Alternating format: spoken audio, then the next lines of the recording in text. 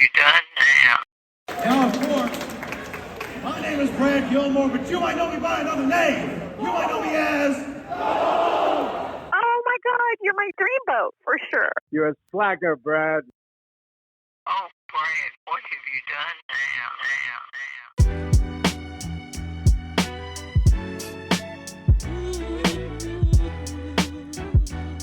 And he joins me now, one of 6 men to play the iconic role of James Bond 007 with over 65 acting credits to his name. The living legend himself, Mr. George Lazenby, joins us on the program. Mr. Lazenby, how you doing, sir?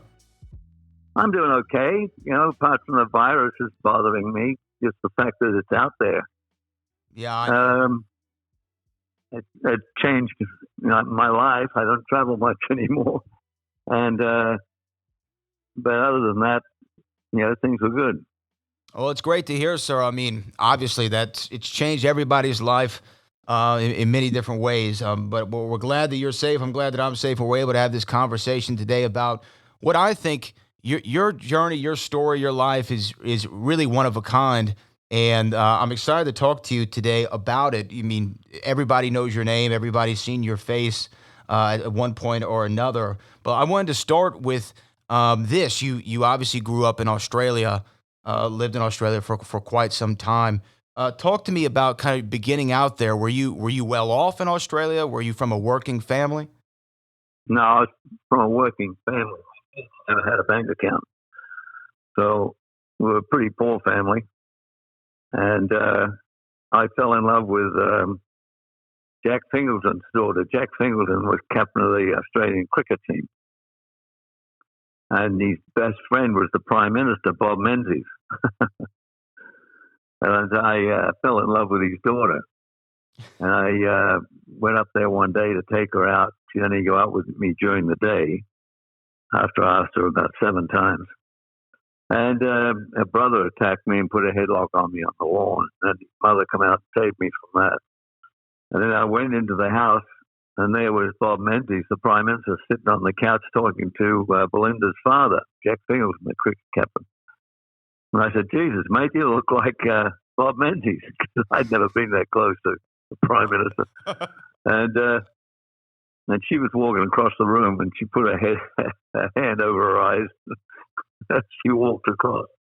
Anyway, we got along, and her boyfriend was down in Sydney doing these exams.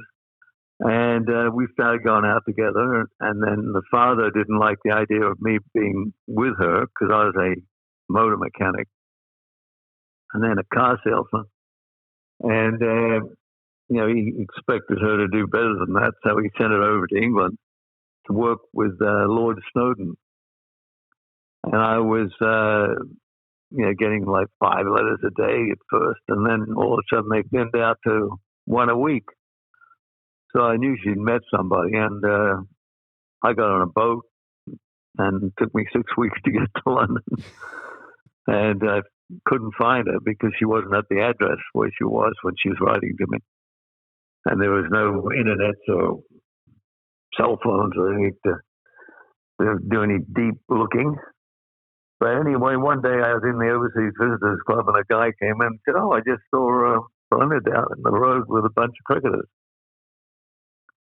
So I went down there, and my heart was beating, and next thing I know, she's right in the middle of all these cricketers. And I said, can you come outside? I want to talk to you. I said, no, whatever you've got to say to me, you can say to me here. I said, no, I want to talk to you outside. And then this guy must have been the one that she was with, poked his head, and you heard what she said. And my fist came up automatically and decked him. Didn't even think. And so I picked her up and took her outside, put her in the car. It was right-hand drive. And she hops out, and all these cricketers are coming out of the pub. And I took off. But then I knew where she was because of the cricket team. They were the Oxford cricket team. And so I wrote her a letter, and she said, well, my boyfriend's busy doing his exams. We can see each other platonically. And strangely enough, no one, me or anyone I worked with, knew what platonic meant. I was taking around all the salesmen. What's platonic mean? I'm going to find out. And then so I just wrote back yes. And she said, we can see England platonically. And I said, okay. And I went and saw the guy who delivers the cars. And I said, where's the furthest car you got? And he said, Bristol, on the other side of England. I said, I'll deliver it for you for free. So I called her up. I said, have you seen Bristol? And she said, no. Let's do it. And so we went over to Bristol, and I had snatched the key off the office at the desk of her room as well as mine. And I went to go to a room that night, and I had diarrhea, which I'd never had before. And every time I went to go in the hall, I had to go back to the toilet. And so I gave up after about 6 tries. And then I think English food got to me. And next morning at breakfast, she told me that she couldn't believe I didn't try to get another room. And funny, she knew. But anyway, on the way back to London, the guy traded a Mark 10 Jaguar, which has a big front seat. I thought, geez, I've come all the way from Australia. I might as well. I went underneath the freeway and grabbed hold of her. She cried the whole way through. And then she was leaning against the door, and then she came at me, and I kind of put my hand up to duck her. She said, I love you. So she moved in with me, and that's why I stayed in England. And I'd never met an actor, by the way, when I got the Bond job. I had not met an actor. I'd met male models, but that was it. And I told them that I'd worked in Manchuria and Russia and places I didn't think they could check on. And because back then, people didn't have the internet or IMDb. No, they didn't. Yeah, no. Just search you up real quick. So you could have made up however many films. And when you say you told them, was this Cubby Broccoli you were talking to? Yeah, Cubby and Harry. Cubby and Harry Saltzman. Okay. And they were the producers of Bond. What's that? They were the producers of the James Bond films back in the day. Yes, they were the originals. Harry Saltzman wanted to buy the rights. He didn't have the money. And they brought Cubby Broccoli in, who had the money. And that's how they got together. So, and I was, then they found out, they brought the director back from Switzerland to meet me. They were so impressed with my physical, because I didn't say much. I had an Australian accent. And next thing I knew, the director comes in from Switzerland to London to see me. And he said, tell me what you've done. And I don't know what made me do it, but I said, I've never acted in front of a camera in my life.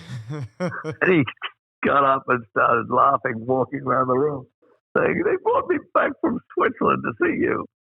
God, stick to your story. I'll take you over. Let's go over and stick to your story that you originally told them, and we'll go over and see them. So we went over the road, and they were outside their office door and said, get him out of here. He's a closed peg. They call male models closed pegs. So I was just about to go up and thump him before I left, and Peter said, I want to test him. You're not testing at the studio. We're the laughing stock of the industry, and they've tested 800 guys already. And Peter said, well, I'll test him at your place. He said, do you want to? Because they had to be nice to the director, because Peter was, with the Bond people ever since they started. And but he hadn't directed one yet. He had edited them and done things like that. But meanwhile, okay. So they got a crew, and they started testing me at Peter's place, and they were sending me to a voice coach who was coming out when I went in was Harold Wilson, the British Prime Minister. He's having voice lessons because half of England couldn't understand him. He had this middle of England accent. And so I said, geez, who's that? She said, be quiet. She was a real cranky voice teacher. And just lay down on the floor. And she laid me on the floor and put a foot in my stomach and said, now breathe. You've got to fill up your stomach with air. And then she started to get rid of my accent. And then they had to change my walk because I used to walk like a cowboy side to side. And you can't do that in CinemaScope. So they changed my walk, they changed my talk. And finally, the United Artists, who were distributors of the Bond film, wanted to see me do a fight scene. And Harry, I remember him saying, he's Australian, all Australians can fight. And he said, no, we want to see him. So they got about 8 stuntmen and lined them up. And they're all going to come at me one at a time. And I'm supposed to, duck their punches and whatever. Well, the first guy, I'd only been in real fights in my life. So I hit him right in the chin and he went down. His name was Yuri Geller. He's a Russian wrestler. And I said, oh my God, you better kill me. And then Harry Saltzman pushed me up against the wall. And he said, we're going with you. Tell anybody and the deal's off. And get out of town and then call me and let me know where you are and I'll call you to come back for the press conference. Okay, so I went back to Paris where I'd been living. And I was with 6 of my mates. I'd been away 4 months. And they said, where the hell have you been? We've been looking for you. And I said, I was in London. Doing what? Testing for a film. What film? Bond film. They said, did you get it? And I said, yeah. And they all laughed. They didn't believe me. I was lucky. And then I went off to the south of France and I called Belinda and she came down. I got her a ticket and she was on her way down when they called me, get your ass back to London. We're doing the press conference tonight. Oh dear. And so I met Belinda at the airport. I told her I'd come back. I couldn't come back. I got so busy after that. But I went to the press conference and they proved on me, obviously. And then we started rehearsing and shooting. Went on for 9 months. Never heard of a film taking that long to shoot. But we were 6 months in Switzerland, and I got sick of being up on this mountain after about 3 weeks. And I said to Harry, I said, I don't want to be up on this mountain anymore. And he said, what do you mean? I said, well, I had it. I've been to every restaurant up there 6 times, and I've been with every girl on the film. And I've done it all. And he said, well, how about if we lend you a helicopter at night and you can go into Zurich or Geneva or wherever you want? I said, fine, we'll do that for a while. So they loaned me a helicopter at night, and I didn't fly it, of course. The pilot did hand me the wheel at one stage, and it was going sideways. He grabbed it back. I then hadn't a clue how to fly a helicopter. But meanwhile, we did our 6 months up there, and then we went to Portugal. Did 6 weeks in Portugal, and a couple of weeks at Pinewood Studios. A silly thing happened. The Ford Cougar people gave me a Cougar, brand new, but left it at Pinewood. And Richard Harris had a big Rolls Royce, the big limousine one. And the only they wanted us to pay taxes on. And I said, no, I don't want to pay taxes on them. The taxes would cost as much as a car costs.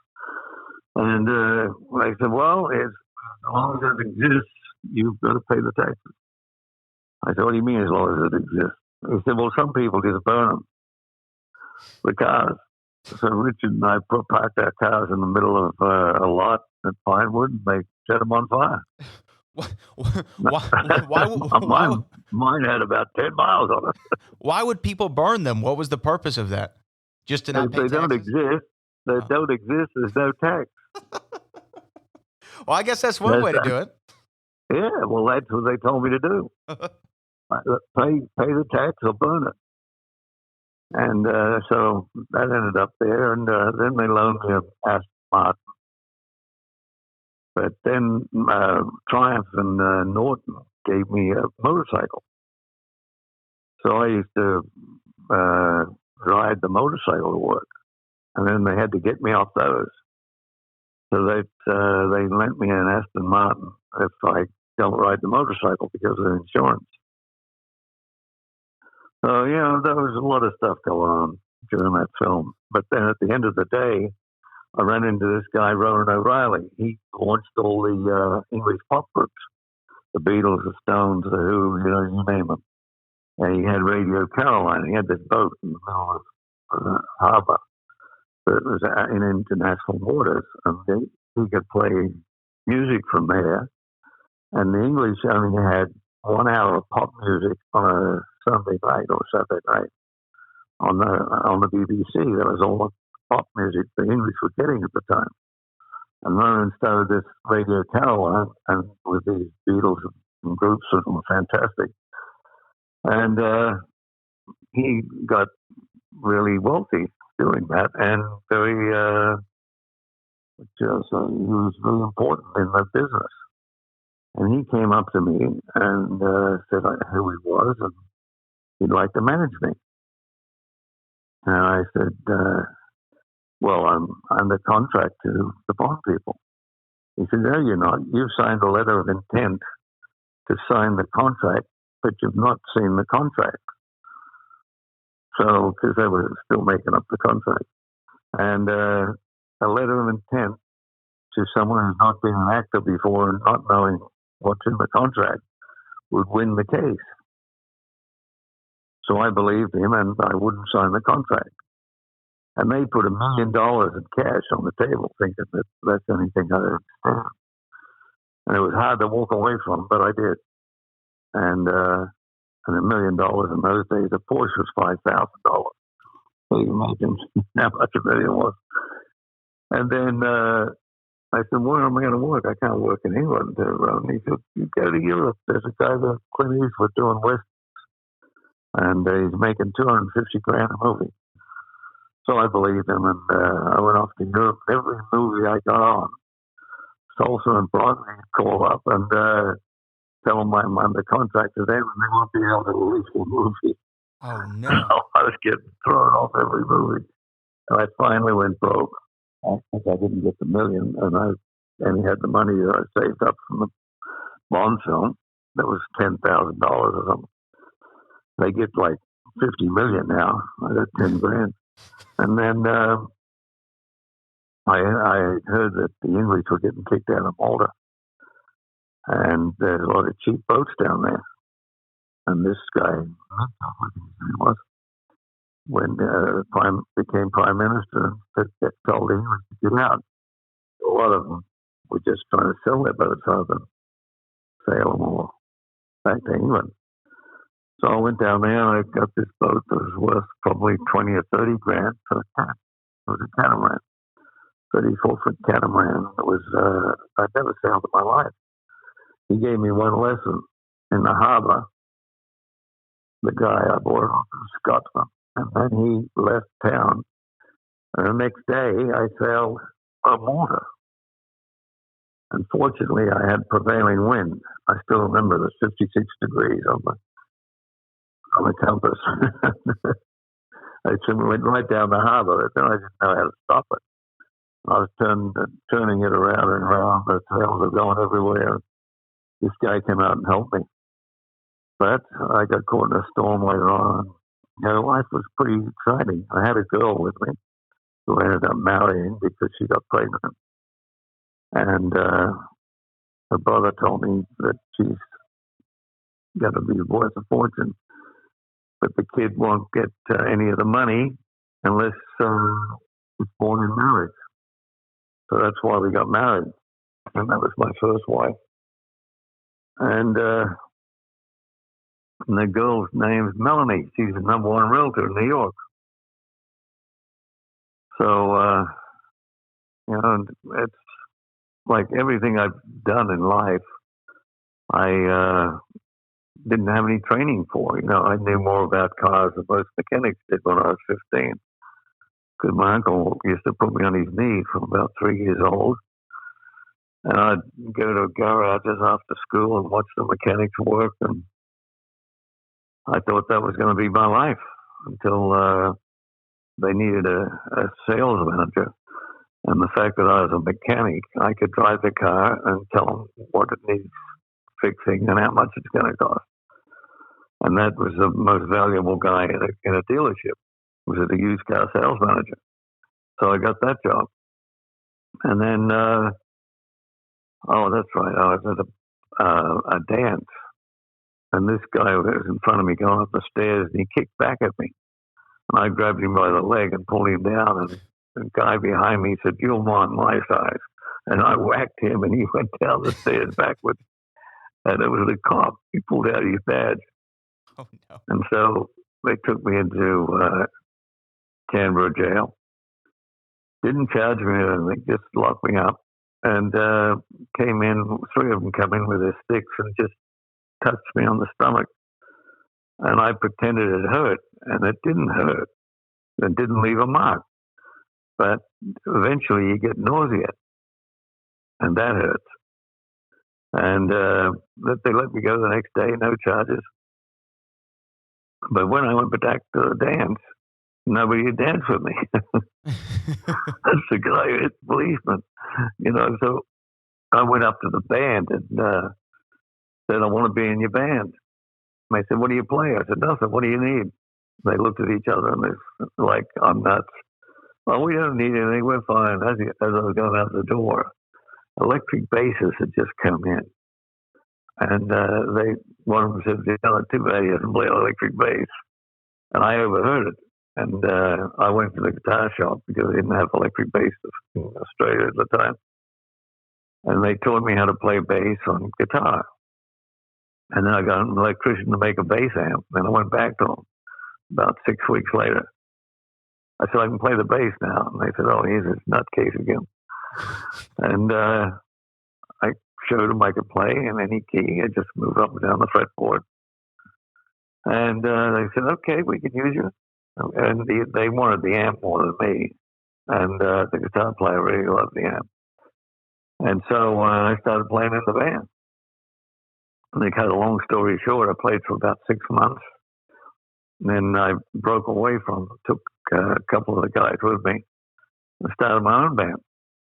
And that's when I had plenty of money then. I met Belinda, and it was started meeting different people. And then I while told you were them, at the car, excuse me, I'm sorry, but while you were at the dealing the cars and you were the used car dealer, is that when a talent agent saw you and said you should be a male model? Was that around the same time? That was in Australia I'm talking about. When I got to London. Oh, this is when you got to London. Okay. Yeah, this happened in London. I was selling used cars out in Finchley. And then this guy who I used to drink with at the Overseas Visitors Club, and I used to steal his women off him all the time. I didn't know he didn't like me. Actually, we used to drink together. He said, "George, I'm leaving Mercedes-Benz." He was a Mercedes-Benz dealer at Park Lane. "Go in and apply for my job on Monday, but don't go before." I said, "Okay, Errol." Errol Forbes was his name. And I went in there and I said, I'm here looking, I want to get Errol Forbes' job. And they said, "Oh, would you mind waiting in the office there?" Errol had sold a bunch of cars and kept the money and ran off to Europe. And I didn't know that. And the next thing, I got 5 cops in the office with me. And they're asking me all about Errol. They're calling Australia, backing up my stories. And finally, they realized I was innocent. And the sales manager said, "Yeah, you can have his job," after the cops left. And the sales manager was a drunk. He'd go to the pub at lunchtime and not come back. So I was running the place. And, it was in Park Lane, one of the main streets in London. And one day Elizabeth Taylor came in, started looking at the cars. And she hardly spoke, but she said, "I'm just looking." And then Richard Burton came in and said, "She's not going to buy a car," and grabbed her by her arm and dragged her out. Because I was living in a Dorchester hotel, which is a few doors down. And it was an exciting place to work. But then this photographer came in, and he said, I'll buy this car if you let me take pictures of you. And I thought he was gay. So I sent Belinda along. And then next day he comes back and he says, no, you fool, I want you. They're looking for rugged guys because the models are all pretty boys before this time. And now they're going for rugged guys. So take these pictures down to this agency. After he took them, he gave me a bunch. And Scotty's agency in Bond Street. I went down there and I waited my whole lunch out for him to see me. They didn't see me, so I walked down. And there was a guy doing pictures with Richard Avedon, one of the best photographers in the world. And he was holding his babies up while I was photographing him with all these different sweaters. And the babies were peeing on him. And he said, I can't do this, and walked off the job. And so Avedon came up to the agency with my pictures all over the floor, looking for another model because he had to go back to New York that night. And he said, get me this guy. And they didn't know who it was. But the photographer had his stamp on the back of him. They rang him and they got me. They said, when can you get there? And I said, about 5 o'clock. He said, no, that's no good. You got to get there now. I said, okay, and I went there, and I was holding these babies, and I was peeing on me, but I put up with it. And the next thing I know, about 3 months later, these pictures come out, and everybody wants to know who worked with the best photographer in the world. And I was booked night and day from that day on until I... ran out. I had to go to Paris to work because I'd done every ad in London. And I was working in Germany too because they banned model agencies in Germany because a lot of them turned into all houses. So they banned them all together. So anyone that looked German, which I apparently did, they'd rent you from Paris or London or whatever to go to Germany to do the photographs. So that was my life. And having an Australian accent, I didn't do any commercials where I spoke. I did commercials where I was just walking around with a big box, a big fry, comes into town, and all that sort of stuff. But I hadn't spoken in front of a camera. And I went back to London one day to see a friend of mine who wanted to be an actor. And he said, you got to help me out. I said, why? He said, I've got a date with the biggest agent in London, and my girlfriend's coming back into town tonight, so I can't go. I don't want to leave her standing on the corner. I said, yeah, okay, I'll do it. And the name was Maggie Abbott with CMA, it was called then. I think it's ICM now. And she was waiting on the corner of Bond Street, another street. And I said, I'm Ken's friend, and he couldn't come, and so I've come to help you out. Well, we better go because I was going to take him to a movie, a screening room, where she was, and we go to the screening room, and the Beatles, the Stones, you name them, all in there. That's how they saw movies.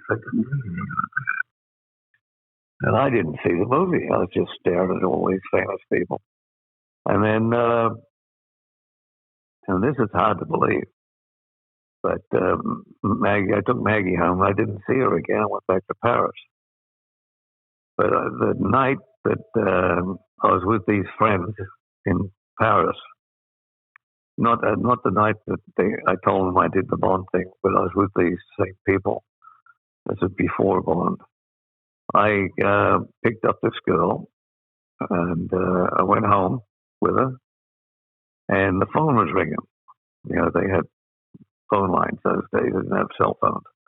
And she said, it's Portrayal. I said, how could that be? Nobody knows I'm with you. And it was Maggie Abbott.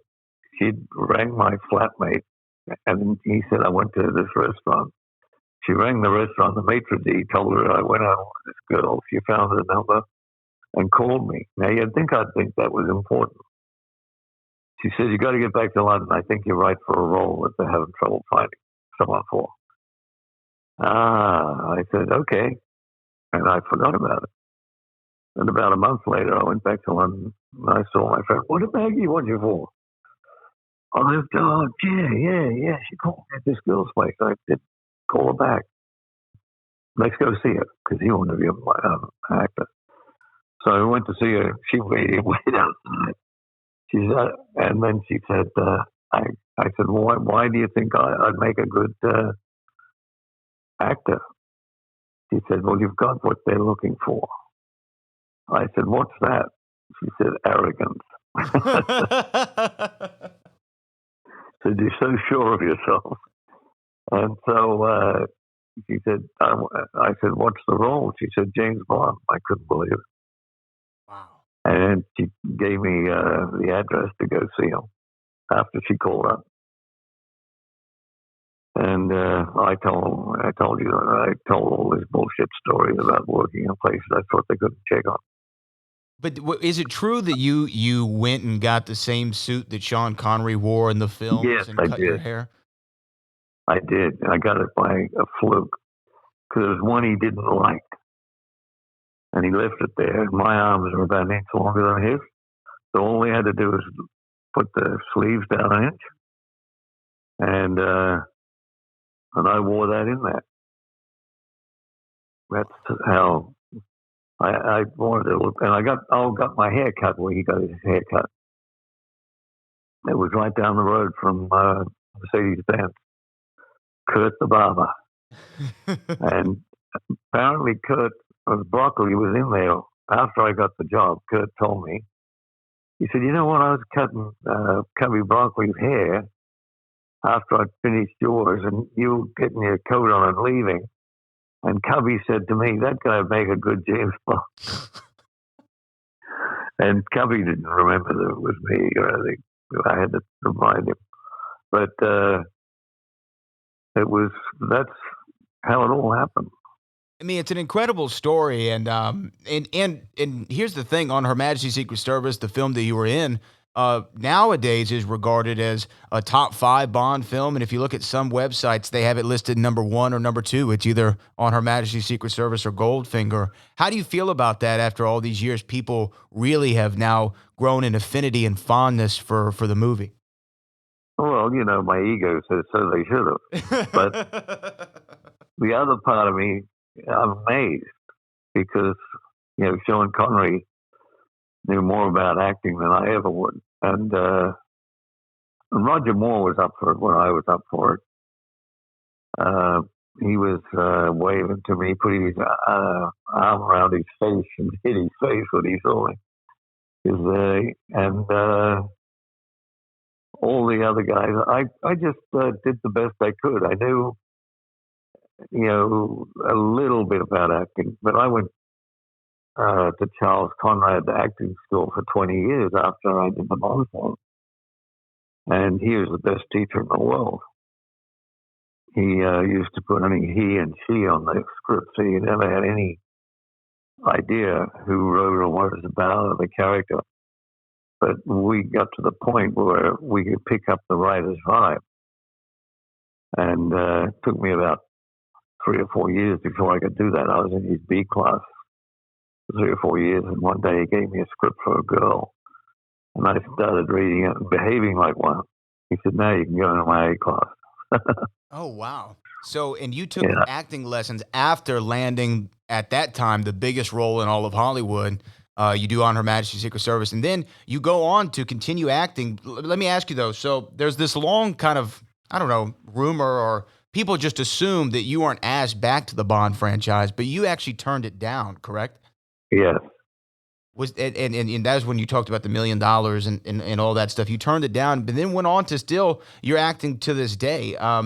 Was there anything from the Bond experience that you look at now, with all the knowledge that you've gained throughout the years and the 20 years of acting classes? Do you look at your performance now and say, man, if I could have gone back and had I known now what I know, I could have played this role differently? Or are you satisfied with how the film came out? No, I'm satisfied. I wasn't near half the actor I am now, but I could, I'm not looking for work, by the way, guys. I'm not the sort of guy that wants to get up at 7 in the morning and read lines at night and go to work. But unless the part was sensational, where you could really get out there. But on the other hand, I was quite pleased with my performance.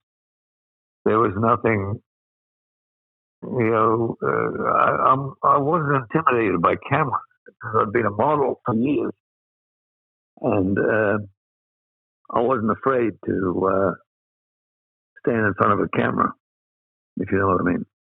Oh, absolutely. I mean, I think that's the thing that some actors have the hardest time with, especially going from stage to screen, which I know you were a model before, but when they get on the screen, that camera changes their whole dynamic and their eye line. Yeah, well, it didn't change me. Right. Right. Yeah. I mean, I you're already just, used to it. I just did my thing. The looking though back at it again, On Her Majesty's Secret Service is widely regarded as one of the best Bond movies of the 25 that they've done. And this last one that came out, No Time to Die, pays several allusions and tributes to that film, which I'm sure you've heard by now. Yeah, I saw it. Did you like it? Parts of it. Parts of it, yeah. It was, it didn't seem to have any rhythm. It was a little on the long side. Huh? It was a little long, right? It felt yeah, it was a long shot. The car chases were unbelievable. Mm-hmm. It was. That's just my opinion. Some people I've met loved it, but it's one of those things. You just I wouldn't have done it like that. Right, and it's all. I think they had the girl in the love scene, and he gets killed at the end. But that's a different story. Right. Now, when you obviously people know you from James Bond, but again, I say you have 65 acting credits to your name just on IMDb alone. What is looking at your career now, what has been the role that you've enjoyed the most? Is it James Bond or is it something else that you've played? No, it was James Bond. Now they had the budget, the time. Everybody was an expert at what they did, and it was. When I look back on life, it was my best experience. My first one. Right out of the gate. And that's why I've always found your story so incredible. Is your first movie was the biggest movie in production at the time. I mean, there was nothing bigger than On Her Majesty's Secret Service. No, it took 9 months to shoot.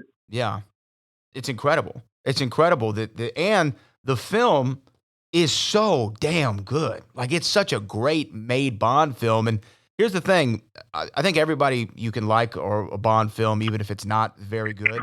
Your film is excellent, and it's really an upper echelon of the Bond movies themselves. I know you said that was your favorite role out of your career, but you're still acting to this day, correct? Yeah, sometimes I do a bit of acting, and it's not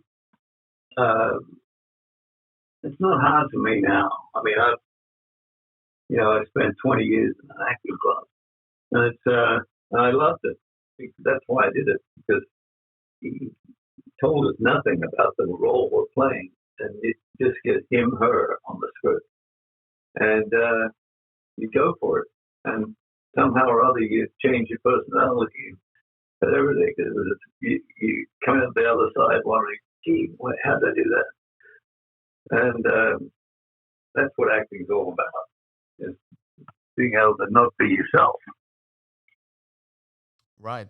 And to find a way to channel that like you've done throughout your career, it's really impressive. Mr. Lazenby, I've already gone over on the time that we agreed upon. You can find George Lazenby on all social media, Twitter, Instagram, Facebook at George Lazenby Official, website, GeorgeLazenbyOfficial.com. Sir, it's been an honor and a privilege to talk to you today, and your legacy will be forever remembered, and your Bond will always be regarded as one of the best of all time. I thank you so much for your time today. Thank you. All right, Mr. George Lazenby, thank you so much. Oh, Brad, what have you done now?